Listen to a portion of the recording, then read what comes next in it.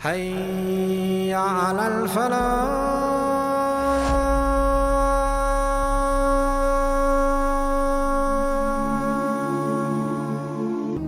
حضرت بہاؤاللہ نقشبند بخاری رحمۃ اللہ علیہ فرماتے ہیں میں حج کرنے گیا تو وہاں میں نے ایک آدمی کو کروڑوں کا کاروبار کرتے دیکھا تو میرے دل میں خیال ہے یہاں بھی اللہ اللہ کرنی چاہیے تھی، دنیا داری کر رہا ہے.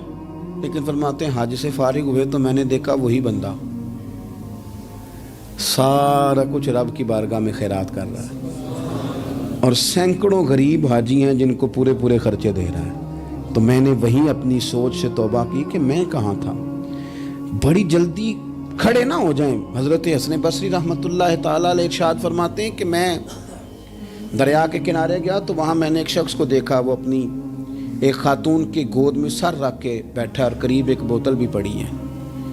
تو میرے دل میں معاذ اللہ خیال آیا کہ دیکھو کس انداز میں ایک عورت کے ساتھ یہ ہے اور پاس بوتل بھی پڑی ہے، جانے شراب ہے. کہتے میں سوچ ہی رہا تھا کہ اچانک ایک کشتی آ رہی تھی دریا میں. وہ ہج کو لے کھائے، کشتی میں 4-5 لوگ تھے، وہ دریا میں ڈوبنے لگے. وہ آدمی تیزی سے اٹھا، دریا میں چھلانگ لگائی، پہلے ایک کو نکالا، پھر دوسرا نکالا، پھر تیسرا نکالا. ایک بندہ رہ گیا، کہنے لگا حضور مجھے تو آپ نے گناہگار سمجھا ہے، میں تو بڑے غلط انداز میں یہاں بیٹھا ہوں، آپ نے جو سوچا چلیں یہ چوتھا بندہ آپ نکال لائیں. کرے نا یہ کام، کرے نا یہ کام. بڑے بھولے بھالے، بڑے اللہ والے، ریاض آپ کو بس ہم ہی جانتے ہیں. اتنی جلدی فتویٰ. حضرت حسن بصری فرماتے ہیں میں پشیمان ہوا. میں نے کہا مجھے تیرنا نہیں آتا، تو دیر نہ کر، چوتھا ڈوب نہ جائے. کرتے اس نے چھلانگ لگائی، چوتھا بھی نکال لایا اور کہنے لگا حضرت آپ نے جلدی کی سوچنے میں، یہ بی بی میری ماں ہے اور یہ سرکے کی بوتل ہے. ہم ماں بیٹے کا یہ مشغلہ ہے کہ یہ وہ جگہ ہے جہاں آ کے لوگ مسافر اترتے ہیں اور یہاں سے کسی کا گھر 100 میل ہے، کسی کا 200 میل ہے. ہم صبح سرکہ، کھجوریں، روٹیاں لے کے یہاں آتے ہیں، مسافروں کی نوکری کرتے ہیں، کوئی پریشان ہو تو مدد کرتے ہیں. حضرت خواجہ حسن بصری فرماتے ہیں میں نے معافی مانگی، ان سے بھی مانگی، رب سے بھی مانگی. انہوں نے مانگ لی نا، بزرگ تھے، پر ہم کو نہیں تیار مانگنے کو. ہم ہر وقت بدگمانیاں، وہ فلانا فلانے جرم کرتا تھا، میں اسے اب کیسے نیک مان لوں. بھائی اب وہ نمازی ہے، خدا کے گھر آتا جاتا ہے، اب اللہ کی بارگاہ میں حاضر ہوتا ہے. جب رب نے معاف کر دیا تو بھی سوچ بدل جا. سنیں حضور کیا فرماتے ہیں. نبی پاک صاحب الہلاک صلی اللہ تعالی علیہ وسلم فرماتے ہیں، مسند امام احمد بن حنبل دیکھیے، فرمایا رب اس وقت بڑا ہی مسکرائے گا جب قاتل بھی جنت میں جائے گا، مقتول بھی جنت میں جائے گا. یا رسول اللہ مقتول تو گیا، یہ قاتل کیسے چلا گیا؟ حضور فرماتے ہیں جائے گا، اور جائے گا اور رب مسکرائے گا جو اس کی شان کے لائق ہے. یا رسول اللہ کس طرح؟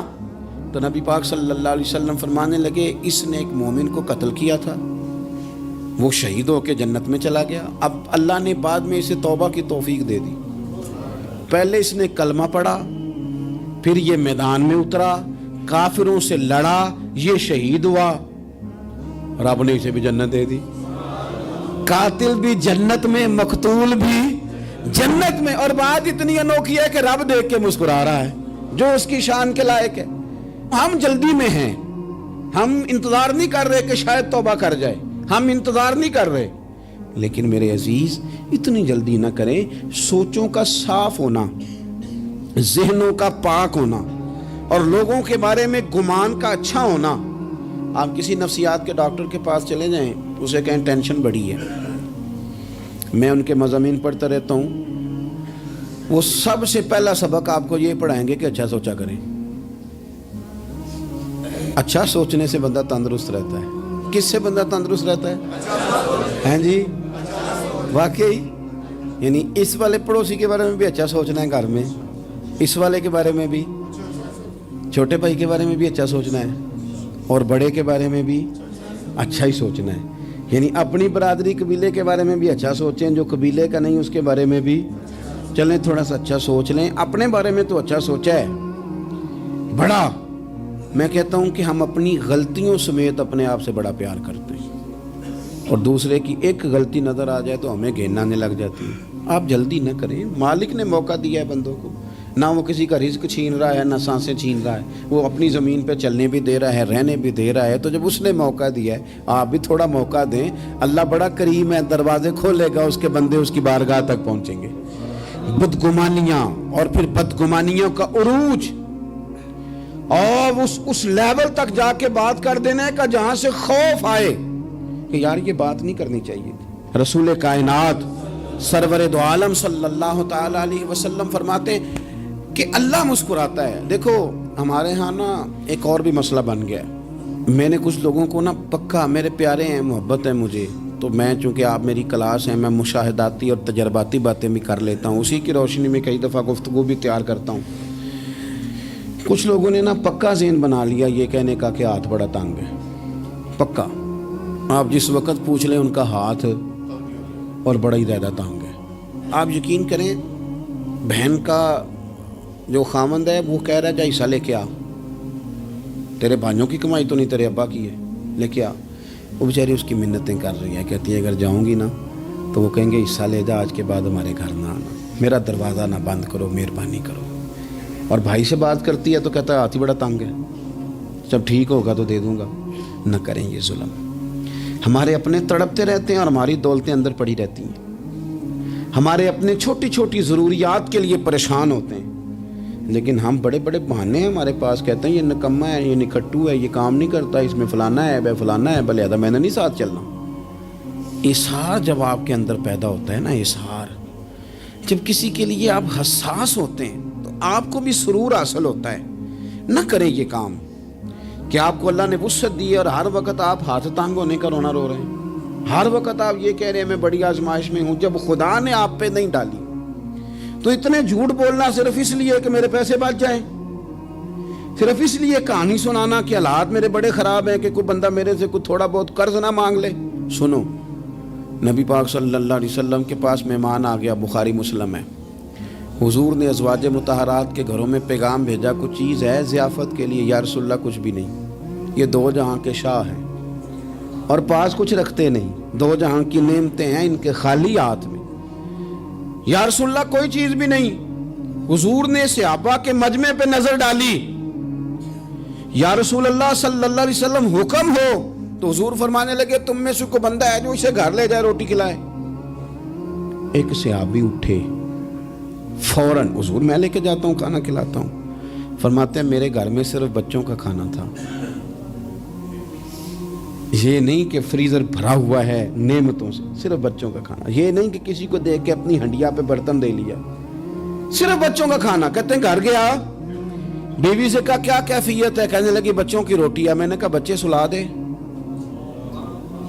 صبح ناشتہ کر لیں گے۔ تو کہنے لگی آپ کیا کھائیں گے؟ تو میں نے کہا نہ میں کھاؤں گا نہ تو کھائے گی، مہمان جو نبی پاک کا ہے۔ کہا اچھا، اب ذرا تجویز دیکھو میاں بیوی کی سوجھی آپس میں۔ کہتے ہیں کھانا لگا دینا، کیونکہ ایک آدھ بندے کا کھانا ہے۔ اپنی غربتوں کا ہر جگہ اظہار کرنا، رونا رونا، یہ دیکھو غربت کیسے چھپائی جا رہی۔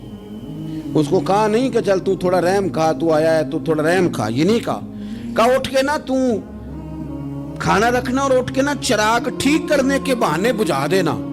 ہم دنیا والوں کے سامنے کیوں اپنے دکھ بیان کریں؟ ہم جو کہیں گے رب رسول کی بارگاہ میں کہیں گے۔ تو نا چراغ ٹھیک کرنے کے بہانے، اہلیہ اٹھی کھانا دینے کے بعد چراغ ٹھیک کرنے کے بہانے بجھا دیا، خامد بھی ہاتھ چلاتے رہے، بیوی کبھی برتن رکھتی کبھی اٹھاتی، پتہ چلے کہ کھانا کھا رہے ہیں، کھانا کھایا جا رہا ہے۔ کہتے ہیں مہمان پیٹ بھر کے کھانا کھا گیا۔ یہ کام ہوا رات کے اندھیرے میں، اس وقت ہوا جب چراغ بھی بند تھا، اس وقت ہوا جب کوئی دیکھنے والا نہیں تھا، کسی پڑوسی کو بھی خبر نہیں تھی۔ فرماتے ہیں صبح کے اجالے میں اس مہمان کو لے کے مسجد نبوی میں نے قدم رکھا تو نبی کریم نے فرمایا رات جو تم نے کام کیا ہے نا اسے دیکھ کے میرا رب بڑا مسکرایا ہے، اللہ بڑا مسکرایا ہے۔ اللہ تر دامنی پہ شیخ ہماری نہ جائیے، ہم دامن نہ چھوڑ دیں تو فرشتے وضو کریں۔ یہ شان ہے صحابہ کی۔ نبی کریم علیہ السلام نے فرمایا رب رات مسکرایا تیرا یہ انداز دیکھ کے، اور اس نے قرآن نازل کیا وَيُؤْثِرُونَ عَلَىٰ أَنفُسِهِمْ وَلَوْ كَانَ بِهِمْ خَصَاصَةٌ۔ کچھ لوگ وہ ہیں جنہیں بڑی بھی ضرورت ہو تو دوسروں پر اثار کر دیتے ہیں، قربانی دے دیتے ہیں۔ رب مسکرایا ہے، اندر پیسے رکھے ہوئے ہیں، اندر پیسے رکھے ہوئے ہیں، اور بہن آ کے منت کر رہی ہے کہ بھائی حالات بڑے خراب ہیں، تھوڑی سی مہربانی کر۔ تو کہتے ہیں بہن پردہ ہی ہے بس، کیسے بتاؤں تجھے حالات، تجھے کیا بتاؤں کام کتنی مشکل سے چلتا ہے، یہ پردہ یہ بس۔ بہرحال اگر تو نے کہا ہے نا 50,000 تو میں زیادہ نہیں کو 20 کو دے دوں گا تجھے، وہ بھی خاصی نیکی کر کے، وہ بھی بتا سکھا کے۔ رات اماں پہ علیحدہ سے احسان چڑھاؤں گا، ابا پہ علیحدہ سے چڑھاؤں گا کہ تمہاری بیٹی کے ساتھ تعاون کر رہا ہوں، سارے علاقے کو ویسے ہی بتاؤں گا۔ اور وہ غریبنی بیچاری 20,000 لے کے گھر گئی ہے، پہ سفارشیں کر رہی ہے کہ مہربانی کرو۔ میں نے ایسے بھی دیکھے ہیں جو پہلے بیوی کو پکڑاتے ہیں، تو دے، اس لیے کہ پھر وزیر اعظم تو ڈنڈا نکال لے گا تو بڑا مشکل ہو جائے گا پھر گھر میں رہنا، لہذا وہ یہ تو آگے لگ۔ یہ کیا لہجہ ہے آپ کا؟ یہ تو کسی کو بھی دیں تو چھپا کے دینے کا حکم ہے، کسی کو بھی دیں تو ہمیں حکم یہ ہے کہ سیدھے ہاتھ سے دینا ہے، الٹے کو خبر۔ اور یہ جو بالکل ہی اپنے ہیں ان پر تو پردہ پوشی آپ کے لیے ویسے ہی ضرورت تھی۔ میرے عزیز، رب مسکراتا ہے، میرے نبی پاک علیہ السلام نے یہ اعمال ہمیں بتائے جن پر اللہ مسکراتا ہے، خوش ہوتا ہے۔ اور بعض لوگوں کو حضور نے نامینیٹ کیا، حضرت سعد بن معاذ رضی اللہ تعالیٰ عنہ عظیم صحابی تھے۔ یہ وہ خوبصورت صحابی ہیں جن کے جنازے کو کندھا میرے نبی پاک نے عطا فرمایا، حضور نے کندھا عطا فرمایا۔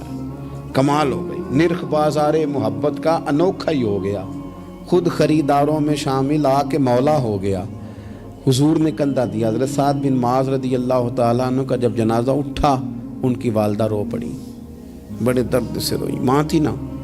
ان کی آواز جب حضور تک گئی تو نبی پاک نے فرمایا آنسوؤں کو روک لے، آواز کو کم کر لے، تیرے بیٹے کی تو جب روح پرواز ہوئی ہے تو رب مسکرایا ہے۔ جس کے آنے پہ رب راضی ہو مسکرا دے جو اس کی شان کے لائق ہے۔ یہ تو وہ لوگ ہیں کہ جن کے جانے پر نا رب، وہ کسی نے کہا تھا کہ میرے مرنے پہ ہر سو شور مچ جائے گا، دیکھو گے میرے مرنے پہ ہر سو شور، تمہیں پتہ چل جائے گا جب ہم جائیں گے، میرے مرنے پہ ہر سو شور مچ جائے گا، دیکھو گے۔ اور کہنے الوداع سرکار خود تشریف لائیں گے۔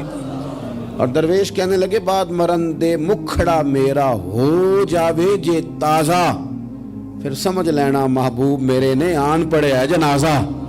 اور عاشق کا جنازہ ہے، ذرا دھوم سے نکلے اور محبوب کی گلیوں سے ذرا گھوم کے نکلے۔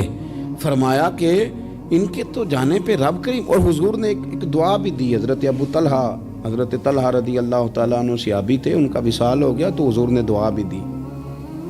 فرمایا یا اللہ جب میرا طلحہ آئے نا تو اس سے مسکرا کے بات کرنا، یہ تجھ سے مسکرا کے بات کرے جو تیری شان کے لائق ہے۔